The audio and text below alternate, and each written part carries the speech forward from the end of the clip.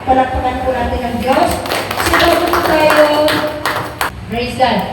So, bago po tayo mag-aral ng salita ng Diyos, hayaan niyo muna po na ibaba ko po itong verse na ito. Okay? Okay. Noong pong pinag-aralan po natin yung Sunday, ito yung, di ba nagsa-short message ako pag Sunday, kapag hindi po ako nag-preach. Okay? Pinag-aralan po natin yung ang mapapalad. Diba? At na-check ko po, yung mapapalad, iba po sa, dito sa spiritual na realms, no? Ay iba po doon sa nangyayari na pagiging mapalad ng mga nasa sanlibutan. Okay? Ito po ay bahagi ng mga ng sermon po ni Jesus Christ, no? So, na nandoon po siya sa bundok.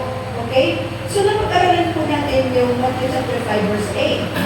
Okay? Ano sabi roon? Yung blessed are the pure in heart, for they will see God. So, mga kapatid, kaunting dito na, dapat blessed are the poor in the spirit tayo ngayon. Pero din na i-brief lang po, fast track na ating mga dito. Blessed are the poor in heart, for they will see God. Ang ibig sabihin mga kapatid, no, na sa Tagalog po ay mapapalad ang mga malinis na puso sapagkat makikita nila ang Diyos. So, ganito mga kapatid, ano?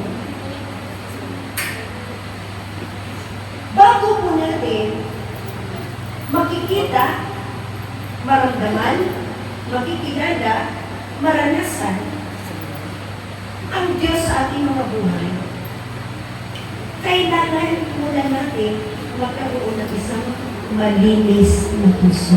Amen.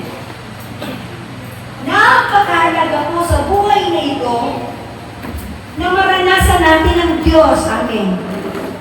Amen. Amen. Huwag kang magtiwala dyan sa trabaho mo, sa negosyo mo, sa kayamanan mo, kung anong tinatangkilik mo. Napakahirap sa buhay nito na hindi po natin maranasan makita ang pagsama ng Diyos. Kasi bakit? Nandiyan si Satanas. Laging available. Di ba? Lagi siya nagbabantay para tuktawin ka. Para subuhin ka. Kaya, kailangan ang Diyos ay makita mo sa buhay mo, maranasan mo, makapiling mo, makilala mo ang Diyos sa buhay mo. Amen po ba? Amen. Kailangan ang asamin mo yung pagharian ka ng Diyos. Hello? Hello? Bakit? Pag hindi mo kasi gagawin yan, pag hindi mo gagawin na hindi malinis ang puso mo, hindi mo talaga maranasan ang Diyos sa buhay mo. Hindi natin maranasan ang tunay na pagsama. Hindi mo makikita ang mga himala, ang mga kapangyarihan. Pero ang provisions, wala kang makikita sa Diyos na kabutihan. Unless maglinis ka ng puso mo. See? Because we have a holy God. Lagi ko sinasabi para mag-gets natin dahil mas malilisan. Si Moses, noong po, tinawag siya ng Diyos. Noong malapit na po siya sa Diyos, in-stop siya ng Diyos. Sabi ng Diyos, hubarin mo ang iyong sandalyas sapagkat banal na dako ang kinaroroonan mo. See? Lugar pa lang yun, yung kinatatayuan ni Moses, lugar pa lang, pinaguhubad na siya ng sandalyas. At ang sandalyas na yan ay sumisimbolo po yan sa karumihan. Di ba marumi ang sandalyas? Kung saan-saan yan, nagpupunta sa palengke, sa CR. Amen po ba? Sa mga maruming lugar. So, sandalyas pa talaga ang pinapaubat ng Diyos na literal? Sumisimbolo po yun sa karumihan. Na ibig sabihin, pag ikaw ay lumapit sa Diyos, kailangan mo pagsisihan, talikdan, putulin, alisin ang iyong mga kasalanan. Amen. Pag hindi mo ginawa yan, kahit kailan, hindi mo mararanasan ang Diyos sa buhay mo. At pag hindi mo naranasan ang Diyos sa buhay mo, hindi ka pagarian ng Diyos. At ang mga pinagarian lamang po ng Diyos, siya lang yung po yung papasok sa langit. Amen. Tayo, matagal na tayong Kristiyano. General, kumusta? Yung ating bang karumihan, kasalanan, yung nagpaparumi sa ating mga puso. Kasi kailangan natin maglinis para makita natin ang Diyos. Kumusta? Nililinis ba natin ang ating puso habang tayo nakasunod sa Diyos? Nililinis natin? O patuloy pa rin tayo sa kasalanan? Alam niyo, napakahirap makapagpatuloy sa Panginoon kapag hindi ka hihiwalay sa mga barkada mong ang bilihan. Mga barkada mong mga lasinggo, mga adik, mga worldly. Hindi nalilinis ang puso mo dyan. Dumihan kanila, hawa-hawaan kanila. Kasi ang isang puti, nilinis. Ang isang puting damit, pag inano mo yan sa dekolor, ano nangyayari? Nahawa ka, ikaw malinis. Kumahalo ka sa dekolor, meron ako sinabihan dito. Sabi niya, Mami, pwede ba akong mayas mo? Pwede po ba akong sumama sa hayo? Pinersonan ko siya sa chat. Kuya,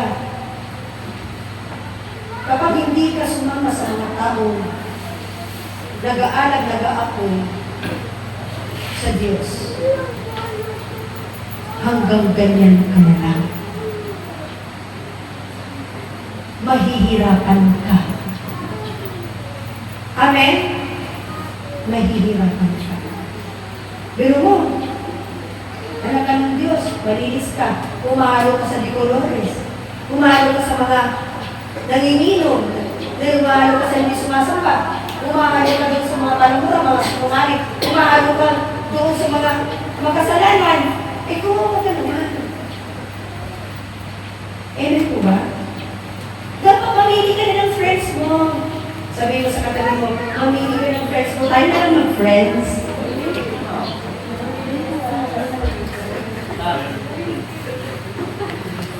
Hello? Sabihin nyo kasi, kayo mga lolo, kayo naman mag-friends. Pwede naman kayo mag-inuman ng juice. Mag-inuman kayo ng mga coffee. Diyan lang makatulog. Ha? Di ba katulog kay Mama Mary, pampatulog niya kay Ate Ani, pampatulog nila yan. Sa ating gatas tayo, pwede naman tayo mag-inuman, gatas, soft drinks. Okay? Nakakabato yan, nakaka-infection. Pwede naman tayo mag-inuman ng coffee at milk at juice at chocolate. Di ba? Pwede naman. Bakit ba? Bakit ba kailangan talaga? Sabi ko nga kahapon, sa araw namin, ewan ko ba, bakit ba yung mga lalaki? Sabi ko gano'n doon, si Mr. Irene, nila si Bunisa. Ewan ko ba doon sa mga lalaki na yan?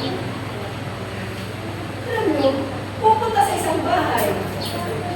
Umalis ng kagalang-galang, umuwi pagulong-gulong. Di ba? Hindi ba? Sabi ni Heidi, iwan ko ba? Sabi niya gano'n ako, kuya ako. Tapos, itong mga upuan namin. Wala na, basag na. Pero kung tatlong upuan, puro injured. Basag. Sabi ba, ganyan. Iwan ko ba ito sa mga lasing? Pagka umupo, nabaaw balance. Nahuhulog daw. Tapos, ewan ko ba dyan sa mga nasindero na yan, mga taong yan, ewan ko ba kung gusto nila, ang tinitino nila, ginagawa nila yung utak ng hindi matino. Di ba? Ang tino-tino ng mga utak, gustong huwag tumino, gustong sirain, gustong, hindi po ba? Kaya hindi nakapag-isip ng mga mabuting bagay, kasi wala na. Di ba? Gusto mo ba yun? Di ka magiging matino? Di ba? Oo. Pwede naman, hindi ka magiging human eh. Di ba? Pwede magiging human. Okay na lang tayo, Diyos na lang tayo. At, pag yan ang iniinom mo, sigurado ka pa, magiging healthy ka. At pag ininom mo, yung nakakalito, yung nakakagulo ng isip mo, yung nakakawala sa sarili, nakakahilo. Di ba nakakahilo yun? Kaya ang mundo, pag naglalakad ka eh. Tingnan mo isang pastor, buti na nagiging pastor siya. Classmate niya ni Susan yun eh, pastor sa aming probinsya yun. Sabi niya gano'n, nandun siya sa plaza. Nakakita siya ng ano, kain ng kalabaw na malaki para unan. Inunan niya, akala niya unan. Tingnan mo na sa katinuan. Gusto ba ng Diyos yung ganyan ka? Hindi ka matino? Binigyan ka ng matinong isip? Linito-lito mo? Mali, di ba? Tingnan mo, pinatutunan niya yung nagiging pastor siya. Amen? Akala niya yung kain ng kalabaw ng mga malaki, unan!